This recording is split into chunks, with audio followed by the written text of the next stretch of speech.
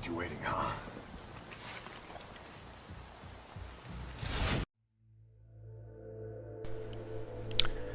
Hello everyone, this is Seskinator11, and this is my Resident Evil 4 Separate Ways On-Site Procurement No Damage Run. And this is Chapter 2, which is a rather long chapter actually. You'll see that this video is nearing almost an hour. This is definitely the longest chapter of the entire section here of Separate Ways.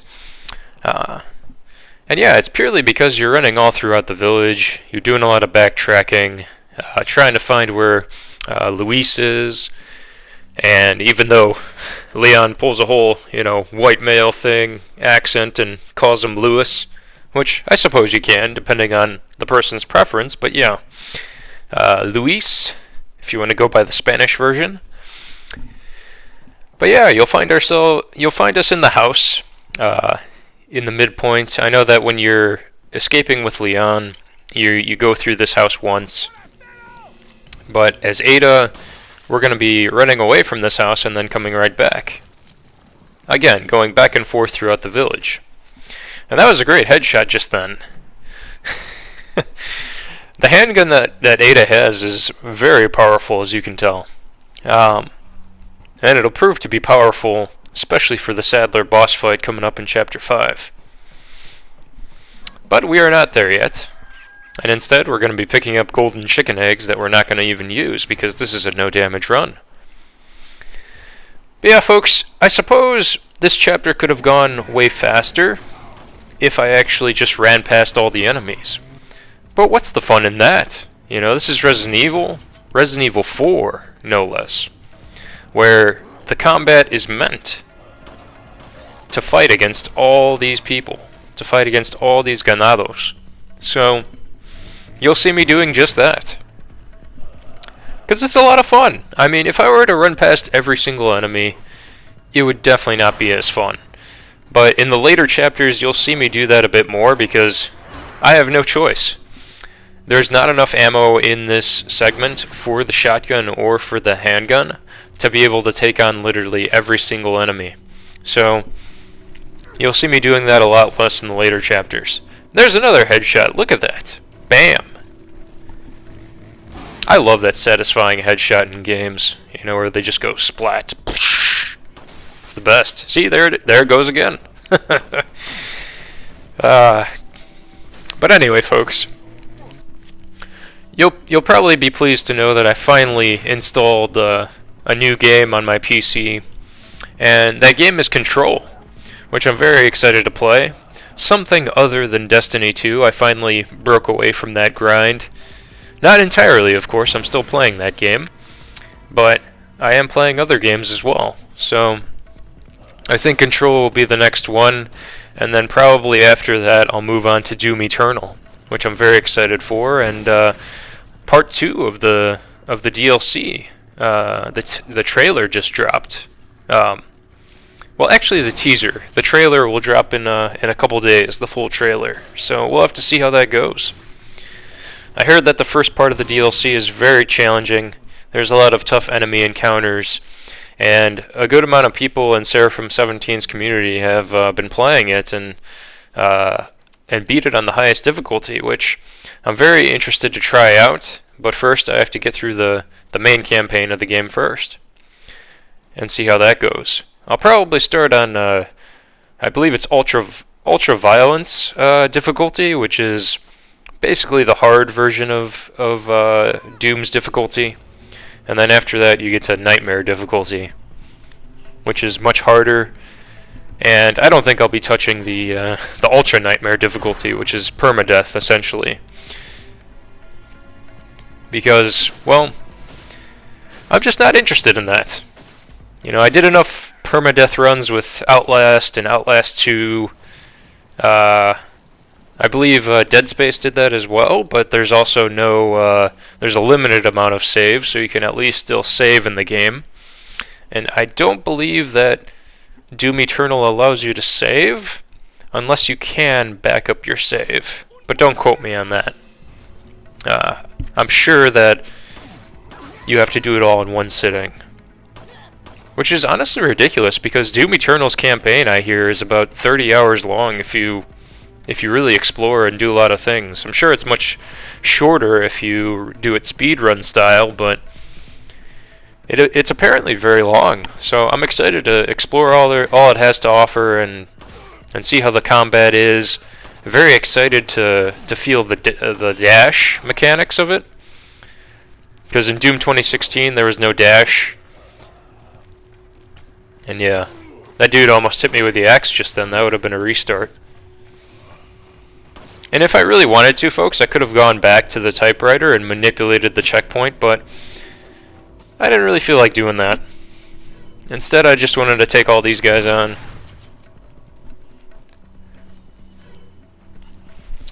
But yeah, as for my next challenge run, I'm not sure what I'll do next, because I have a couple things on my list right now for PC. And one of them is the Phantom Pain, that I would love to play the PC port I have sitting in my library right now on Steam. I also have The Evil Within 2, which, if you're new to my channel, I did complete Evil Within 1 on PS4, and I did a no upgrades, no keys, Akumu difficulty run, which was very challenging at times, especially when you didn't have an upgraded crossbow bolt for your flash. Because yeah, Chapter 6 was a nightmare in that run. It was probably the most challenging part of that entire run. And what I did was I took just key moments from that run, because recording on the PS4, it really is a pain in the ass. I can't stress that enough. I would much rather be able to hit record on OBS and have it run in the background the entire time without having to worry about time limits or anything like that, because when you do record on the PS4, you can set it to be 60 minutes. But when I was doing that for my, back when I was recording Resident Evil Remake 2, my no damage runs for that, I found that when I recorded 1 minute segments, or not 1 minute, 1 hour segments, gosh, my mind is elsewhere today, I found that it would cut out split second clips of my footage, and that was really annoying. So I'm very excited to be able to record on OBS. Even though people do report that there are many glitches with OBS, and I believe them. But still, being able to not have to worry about any time limits, time constraints, anything like that with the system, that'll be really nice when I do those recordings of Evil Within 2 and the Phantom Pain. But yeah, that's my explanation for why I only had to do key parts in my Akumu no keys, no upgrades run on Akumu. So yeah, folks, we made it here to the bar, and I dropped a save just then, and I do see the treasure up there shining away, but I don't go for it because, again, I do want to save my ammo in these sections as much as I can. Because you're not able to buy any weapons in this particular challenge run, folks. But yeah, I'm very excited for those challenge runs coming up. I don't know when I'll be doing those, because I do have a lot of other games I want to play. As I said, I do have Control installed on my PC now, and I'm very excited to get into that. Because there was a period of time, I think the past month or so, where I just didn't have much motivation to start a new game. And instead I went back to RE4, because that's just what I do apparently when there are no new games out that pique my interest. Because yeah, Control came out a while ago. I want to say a couple of years ago now. And Doom Eternal came out last year in 2020. And that was probably one of the only games that was relatively new that was actually good. And everything else was kind of shit. RE3 was decent. RE3 Remake was decent, but there were a lot of mechanics in that game I did not like, and that was the consistency. The consistently inconsistent enemies in that game and what they would do. It was really frustrating doing that Inferno no damage S rank run, but yeah, for whatever reason I was a masochist and I powered through it. So pretty insane though. That was also in the beginning of the pandemic, so I guess I didn't really have anything else better to do. So that probably explains my motivation for that one. But anyway, folks, here's me dropping another save. I'm manipulating the checkpoint here with saving. You can do that as many times as you need to, but I didn't want to overdo it, as I did with the hallway portion with Leon in the castle, where you have to guide Ashley. I believe it's called the water room, many people call it, in the castle. And that segment is really long. And that was pretty challenging, especially with the two archers at the opposite ends of the balconies. That was pretty tough. But what you notice also with Separate Ways is that there aren't really a lot of special enemies. I mean, there's no regenerators on the island when you travel through with Ada. There's no what am I thinking of? Oh, there's no bugs in the castle. Invisible bugs. So, that's a plus. I don't really like those enemies. They're kind of a pain. So, because Ada's Separate Ways campaign is pretty cut and dry, pretty ordinary. You're just going to face standard ganados and the, occasional El Gigante or, special mini-bosses that they throw in there. Be sure to always swipe twice with the crates. It almost sounds like a Tinder tactic, but but it's not, I assure you. Swipe twice with the crates. Don't get hit by any snakes within them. And yeah, here's another bit of item management as I move through, because I don't think I'll be facing a lot of other enemies. I think there's a few bear traps at the bottom where you have to go through. But apart from that, there's not a considerable amount of danger in this area. And I'm kind of upset too, because in Separate Ways there's only one chapter in the castle. Which kind of makes sense, because Ada isn't really seen a lot in the castle. And they do explain that, and what was really cool is that, as you're in that big room where you can pick up the rocket launcher as Leon, while he's in that opposite room, that's where Ada sneaks by and gets past while Leon has his hands full. So again, it's those little touches they throw in there, the little things they think about, that I thought was so interesting about this segment of the game. This optional segment, that is. Which, in today's day and age, they would make Separate Ways a paid DLC. They would probably charge like $10 or something like that. And it'd be ridiculous. But because this is RE4, because this came out on the GameCube and then ported 6 million times across all the other platforms in the galaxy, this was included with the main game, which is really nice.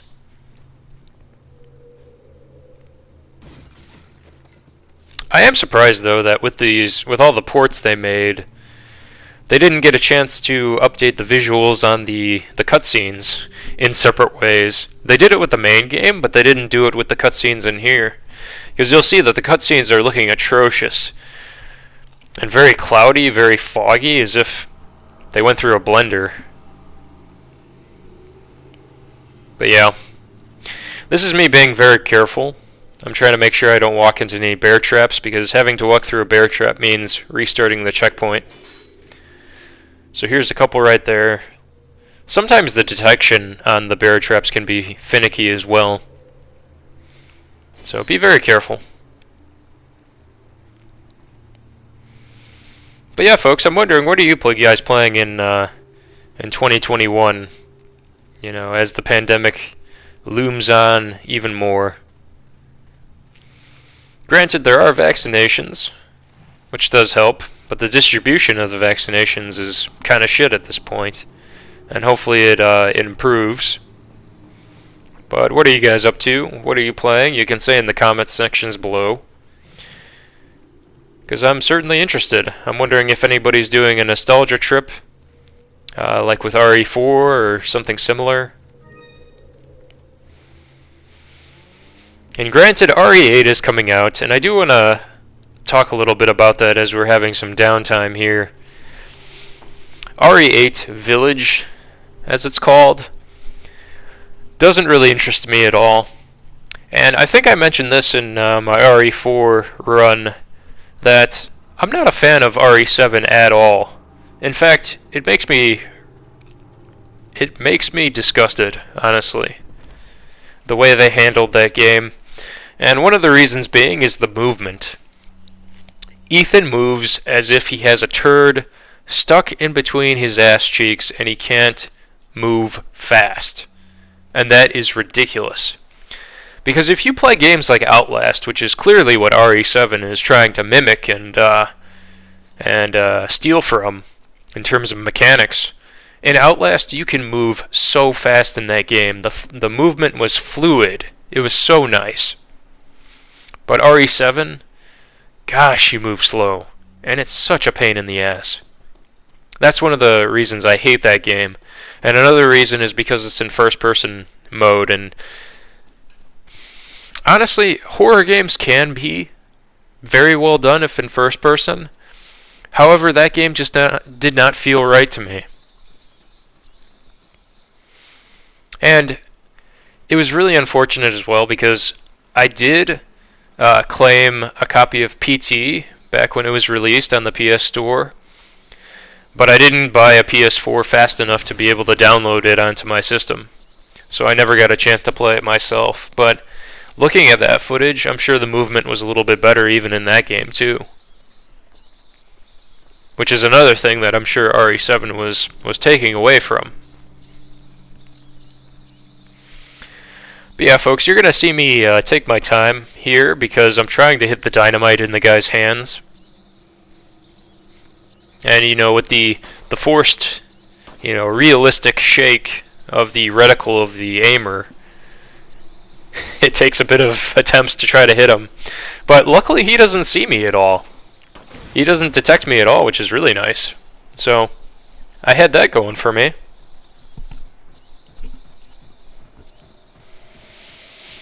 But yeah, and ignore the bats too. Luckily, the bats don't bite you and make you take damage, so there's no reason to worry about them apart from the annoying screeching noises that they're making right now.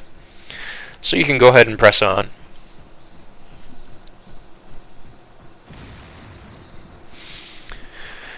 But yeah, folks, you'll see too that I've really decreased my trophy hunting. And that's purely because, I built my PC. My PC is finally functioning well. And I've been enjoying that more. Which, honestly, trophy hunting less has made me an overall happier person. Because now I can make my own challenge runs in games and not have to worry about ridiculous grindy trophies that don't mean anything.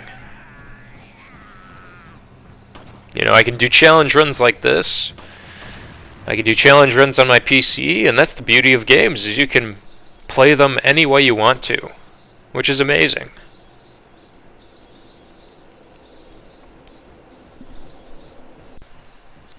And this is really helping me because it's helping me rekindle my love for games as they truly should be played, as opposed to just for the trophies, just for the achievements.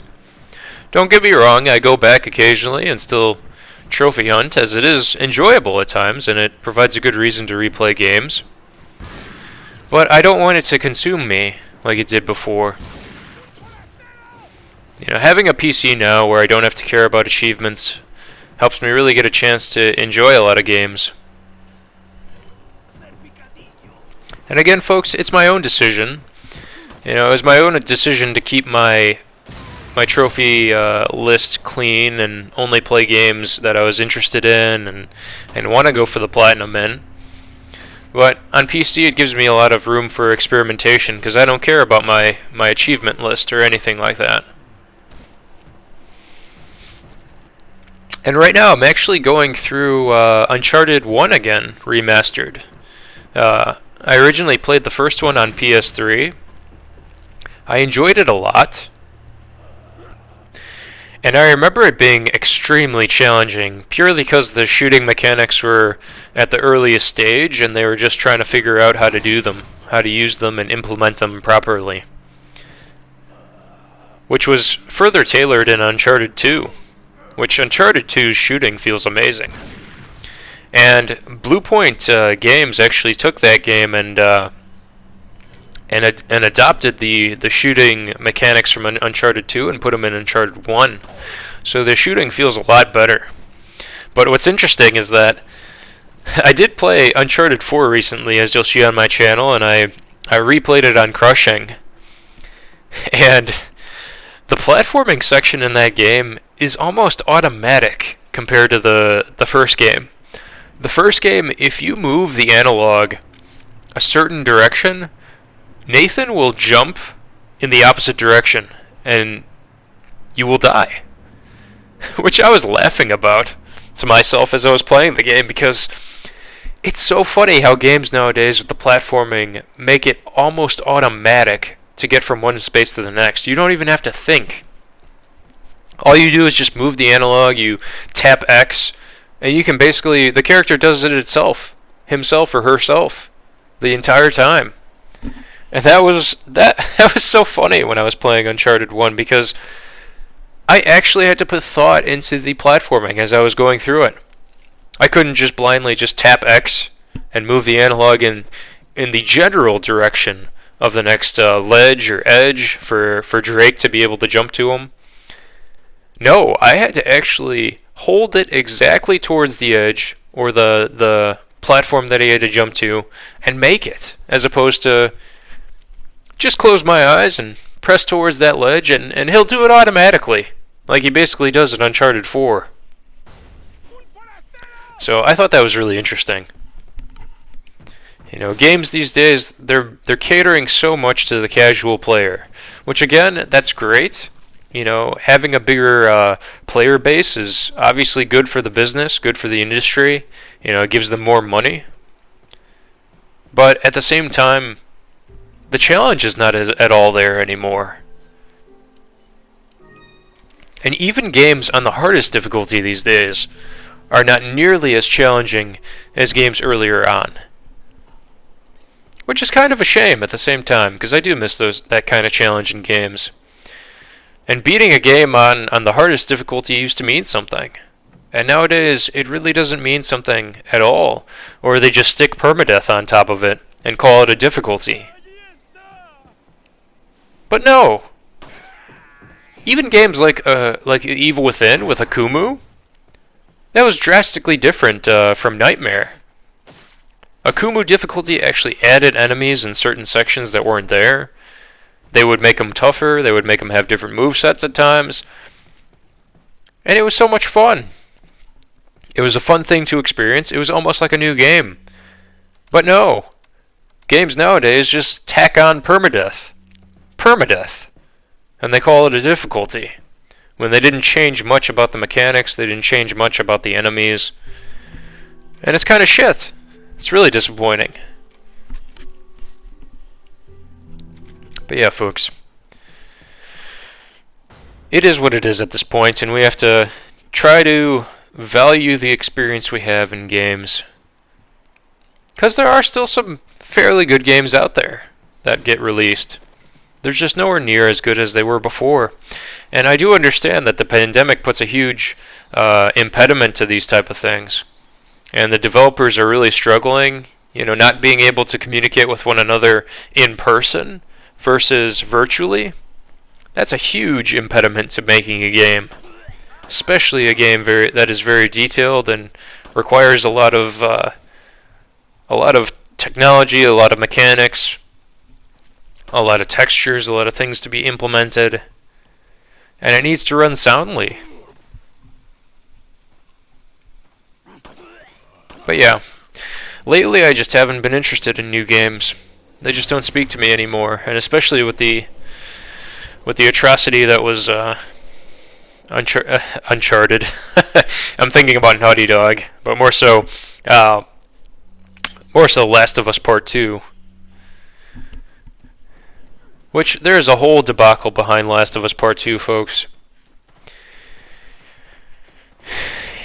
it's really sad because they took a great game and they demolished it, in my opinion. You know, great. Strong female protagonists, awesome. You can definitely have that in a game, fine. You could have a new idea, though. Just make a new idea. Have the strong female protagonist be that protagonist of that new game, and make a whole new IP. There's nothing wrong with that. Do that. But don't, for the sake of a title, for the sake of money, take already an existing title and make a sequel that ends up being shit compared to the first one. No. Do it a different way. By all means, please do it a different way. And it's really sad too, folks, because I really thought Uncharted 2, or Uncharted 2, here we go again with the Uncharted. It's all the same, it's all Naughty Dog. No, it's not. But anyway, Last of Us Part 2, I wanted to give it a chance. You know, I bought it at launch, but it was one of the biggest mistakes I've ever made. And I don't think I'll ever buy a game at launch ever again because of that. Especially not new games in this day and age.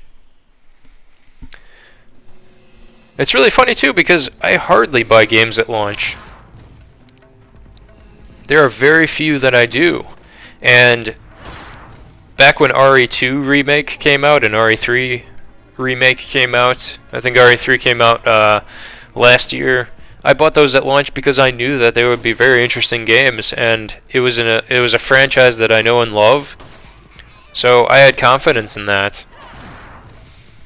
But yeah, Last of Us Part 2 was a gamble. I went with it, and I lost big time. And I couldn't even return it either because it was a digital purchase. So that was also against me, unfortunately. But yeah, it's a decision I have to live with till this day. It's just really sad, though. That game could have been really interesting, too. It could have been much better than it was, but it wasn't. I want to say by day 2.5 or something like that with Ellie, I was bored. I was ready to give up. I just wanted it to end. And then it switched perspectives and you had to play as Abby, which you hate, which you absolutely hate, because of what she did to Joel. And again, spoiler, spoiler, spoiler, you know. This game has been out for over a year now, so it's okay. But yeah, it's really sad, folks. And anyway, I'm going to stop talking about that because it's really leaving a sour taste in my mouth.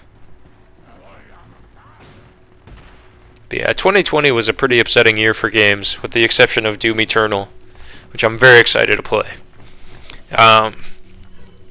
And 2021 doesn't really seem to be any better, because I mean, what are we getting? We're getting Ninja Gaiden, which is being remastered for current gen consoles and also for PC. And it's going to be the Sigma series, the Sigma version, which many people are very upset about, which I can understand because the Sigmas are apparently the inferior version. I can't say myself because I haven't played any of the Ninja Gaidens. I've played Ninja Gaiden Sigma 1 probably for about 10-15 minutes or so my opinion really is invalid. But I am excited to play Ninja Gaiden, because I've always wanted to experience it myself. I wanted to be able to finally understand what a YouTuber and a streamer by the name of the Godfather Dictator was able to achieve with those games. And if you don't know already, folks, the Godfather Dictator, he was able to no damage, be the world's first no damage of Ninja Gaiden 2. And I thought that was freaking amazing. But I didn't really understand what that meant because I've never played those games myself. So being able to actually understand and play those games, again, they're the Sigma version, but it'll give me somewhat of an idea. And I think that would be really cool to finally understand that. Because I don't. Yes, I hear about it, I see him play, I know how tough it is, I know how he's struggling. Especially that stream that he was doing the no damage run on. It was amazing to see. And now he's actually going for the world record of the speed run of Ninja Gaiden Black, a normal any percent completion, which is pretty awesome. He's almost there too. I think he's in 3rd place right now overall. So the rest is all RNG in that game, and if the AI actually does what he needs it to do. So all he needs is that lucky run where everything works, the AI complies, it listens to him, and he'll be the world record holder, which will be amazing. And I hope that that will come to fruition very soon. So best of luck on that, TGD. And yeah, it's just amazing, folks. You know, there's hardly any games coming out. If they are coming out, they're remasters. And I did try. I do want to mention I did try the Outriders demo, or Blur Riders, as a lot of people like to call it. Purely because of the atrocious motion blur when you sprint in that game, which you can't turn off for whatever reason. And it was a lot of fun to play with friends, don't get me wrong. But if I were to play that game on my own, I don't think I would very much enjoy it. And it's purely because, I mean, there's nothing really different about it. I mean, it's everything that was made for that game has been done already, for the most part. So, really the only reason that I would play it would be with friends. And hopefully they fix the motion blur, because that was freaking terrible. But yeah, the puzzle pieces slowly come together. Leon's awesome coat has been donned by one of the Ganados, and you find it on him right there, which is really cool. You know, another connection, another sideline plot point that kind of disappeared in the main campaign. That was explained in that just now. But yeah, look at these terrible cutscenes. Look at how they didn't render them properly. It's horrible. I don't know why after so many ports of this game they didn't end up rendering the cutscenes to HD. And what also really tilts me is, why did they not add a platinum for this game? They added a platinum actually for Code Veronica on PS4, but it didn't add a platinum for RE4, one of the canon entries to the series. That's ridiculous. Absolutely ridiculous. Because I would have loved going for that platinum. I literally have done everything in this game now. You know, I completed Assignment Ada, which, after you see the uploads of this completed commentary series, I did a no damage of Assignment Ada. I did that. I got all the stars on all the mercenaries. I unlocked the hand cannon, which is amazing. That was a lot of fun going for that. I completed Professional, no damage, OSP. I literally did everything in this game. Got all the bottle caps. You know, they could have easily made a platinum with a trophy list. Easily. There's so many things to throw in there. You know, complete Assignment Ada. Get all stars on mercenaries. I should have written the trophy list for this game. But yeah. This is freaky too. The first time I saw this, like, this dude is relentless. Chief Mendez. But yeah, in this cutscene, folks, you're going to see the only time that a Ganado has a tranquilizer rifle, which is not used at all in the main campaign. And there goes Ada, and now we're unconscious. And then we move on to the next part of the game, which is the gondola portion. And in Leon's campaign, that's where you would fight Chief Mendez. But in this segment, you're going to fight a chainsaw lady. There's one of the few quick-time events in this Ada portion of the game. There's a lovely downskirt shot as she's doing a backwards cartwheel.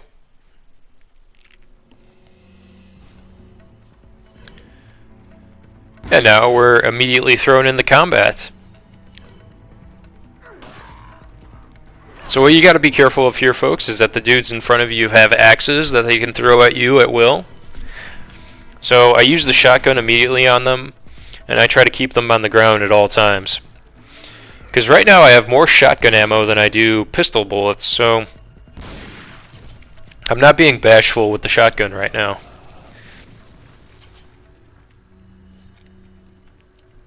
Yeah, I've only got one pistol bullet. And now, of course, the last two enemies turn into the plagas. And I use my flash grenade on them, which works wonders, and it's an insta-kill. One of the greatest features of this game.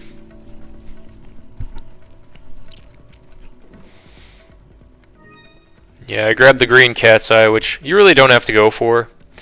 The treasures in this game are optional, but they do give you a good payload if you could collect all of them and put all the pieces in each individual set. That will help you be able to pay for the Chicago typewriter when you do get it, which, to get the Chicago typewriter, you have to beat Assignment Ada once, and then it'll be unlocked for the merchant in this game. But I believe it does cost 1,000,000 currency, as it does in Leon's campaign. So you have to save up and collect all the treasures if you do want to get it.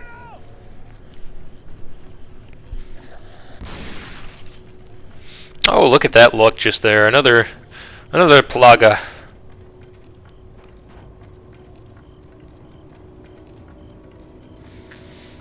But yeah, folks, this is me checking for ammo.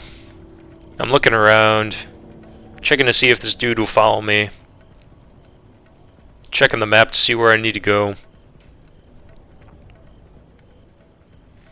And I believe I drop a save here, just in case. But not before organizing the inventory, because that's very important.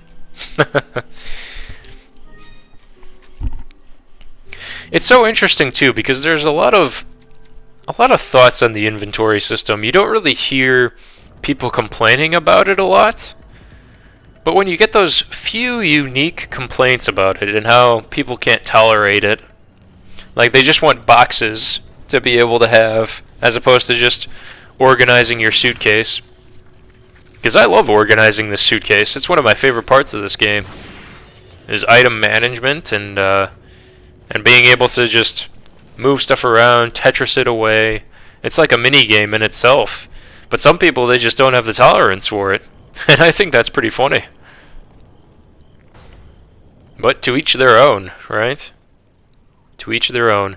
This is where you learn you need a key for the lift, and the key is actually going to be in the area. That's where you fight Chief Mendez in the main campaign. So again, more backtracking. Go up, grab this iron key, that'll open up the gate to get to the Chief Mendez section. And then we go back down. This is me freeing up my inventory space. I'm just, again, the only sections where you're going to see me visit the merchant is if I have to sell things back to him, which I do. But I do not buy anything else. And I purely do it because I love hearing him say, "Hehehe, thank you." Or, "Ah, I'll buy it for a high price." It never gets old. And I'm pretty sure on YouTube there's actually a song mix to the Merchant in RE4, which is him just saying the same things over and over again, but it's to an awesome remix. And I think that's one of the coolest things. People with free time on their hands can do many interesting things.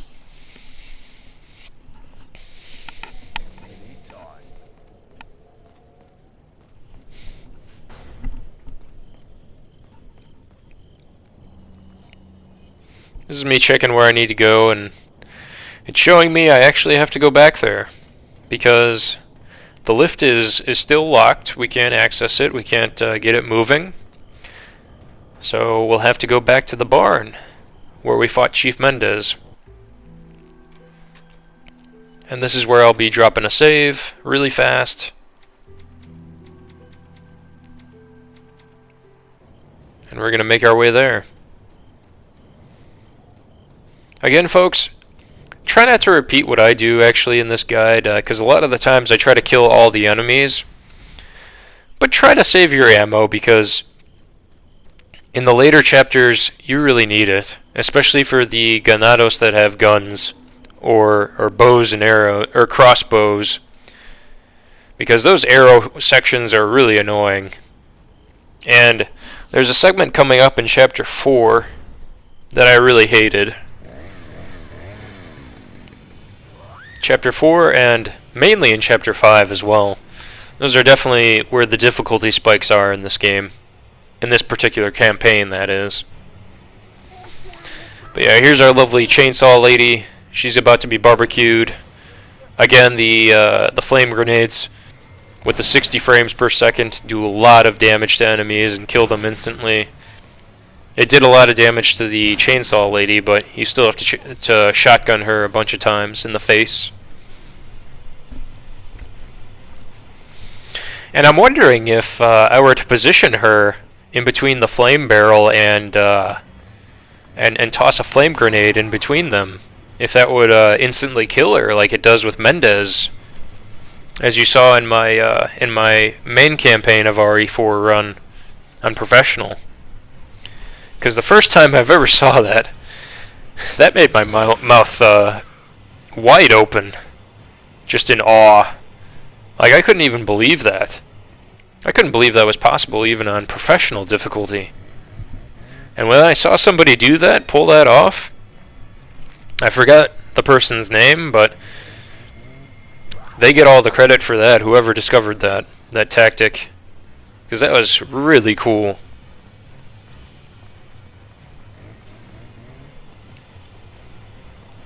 And it's really funny too, because a lot of members of the Seraphim 17 and the Godfather Dictator community are playing this game a lot and revisiting it, or going back and beating it on professional difficulty. And it's funny too, and I really think it's because no games are out that are good these days. And because of that, they're going back and playing older games. Which, at this point, this game is still fairly old, but despite its tank controls, it still holds up very well. And I love it. I love every single minute of this game. Even the parts where I get frustrated, I still love it. And that's the mark of a good game that you're passionate about. And it's certainly this one. Because when you use the shotguns in this game, the enemies actually flinch. Unlike RE5, unlike RE6, which, gosh, RE6 is even worse.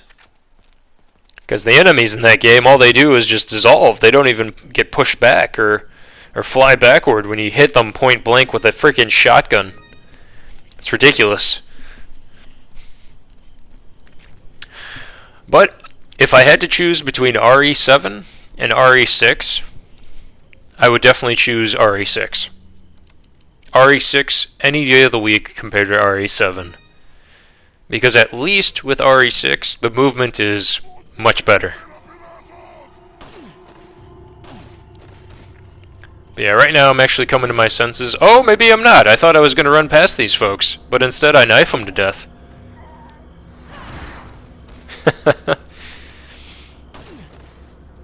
This reminds me of my RE3 remake run, where in the sewers I just kill everything instead of running past them like I could have done. I don't know what I was thinking at the time. I think it was because I didn't want any bullshit. I didn't want to make a mistake, so instead I just killed everything in my path. Because yeah, I did not want to go back. I remember now, because the spider checkpoint was there. The spider save. The drain demos. And because I didn't want to go back to the drain demos, I decided to kill all the enemies in the sewer that I could have easily ran past or dodged past with Jill. But I didn't. I was like, fuck this. I'm going to kill everything. I'm going to make it so that way my chances of success are 100% as opposed to perhaps 95% with dodging and running past them. Look at that. That was pretty close. That dude almost hit me in the face with an axe.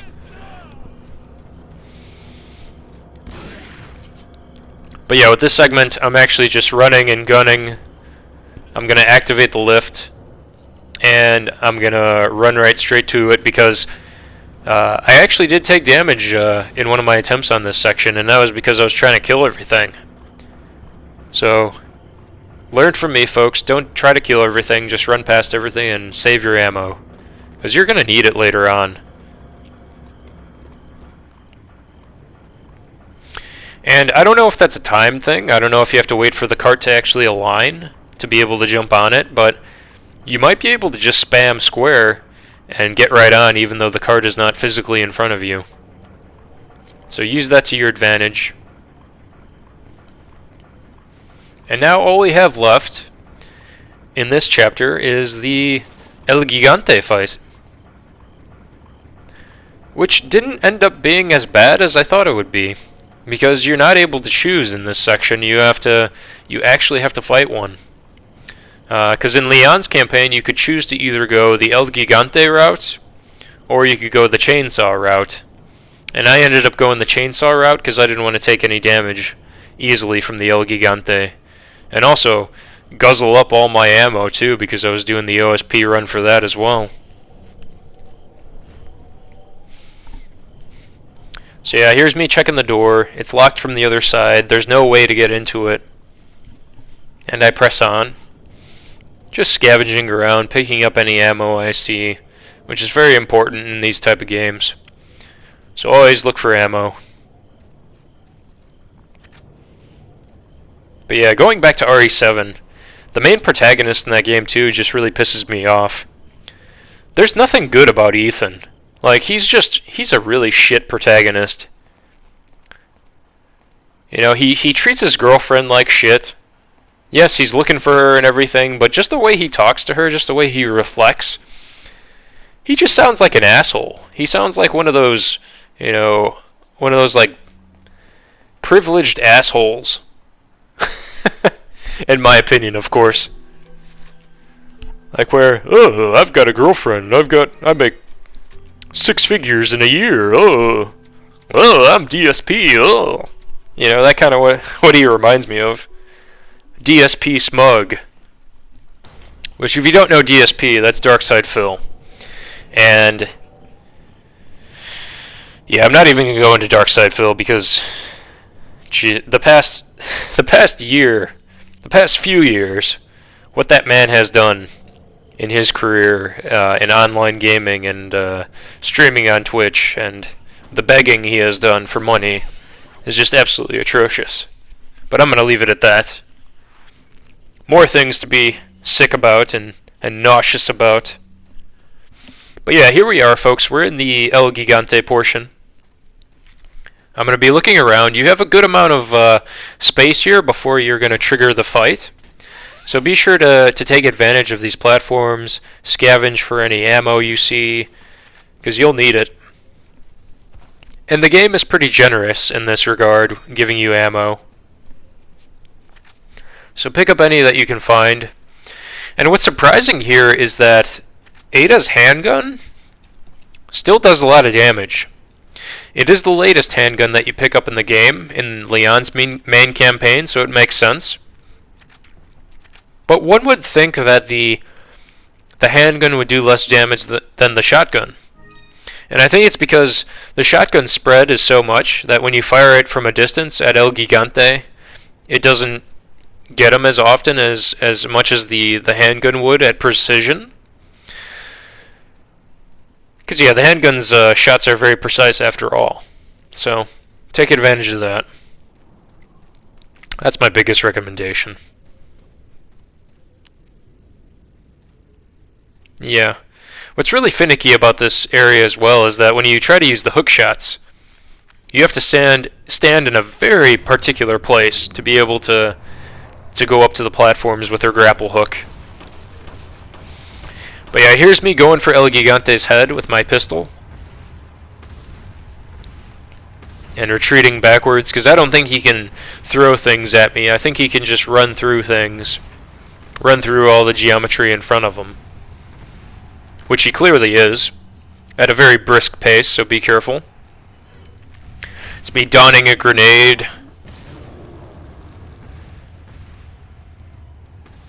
Which stuns him, I think.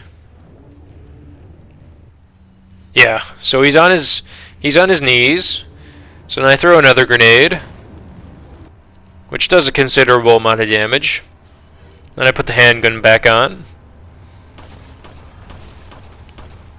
I'm trying to get the plaga on his back. So yeah, there he goes. I don't use the knife at all on him because this speeds up the fight considerably. When you use your guns, it wastes ammo, don't get me wrong, but it does speed up the fight. Yeah, here's me baiting the swing. You can run past that pretty easily, as long as you know the timing well. Alright, there we go with the stun. I put on the flame grenade. Which, honestly, I don't know if that was the best idea. It probably wasn't.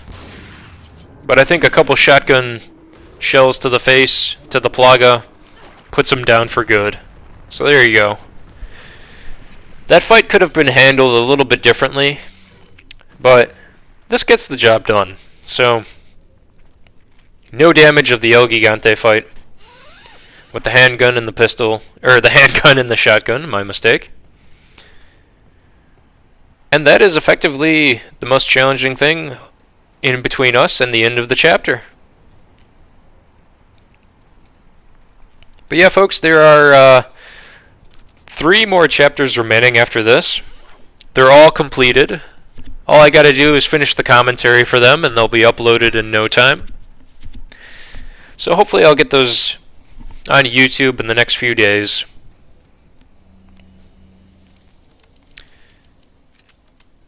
But yeah, I wanted to say a big thank you for those of you who are sticking with me and watching this series. This special series that is completely optional and unnecessary, and I just want to do for fun. So I thank you all again.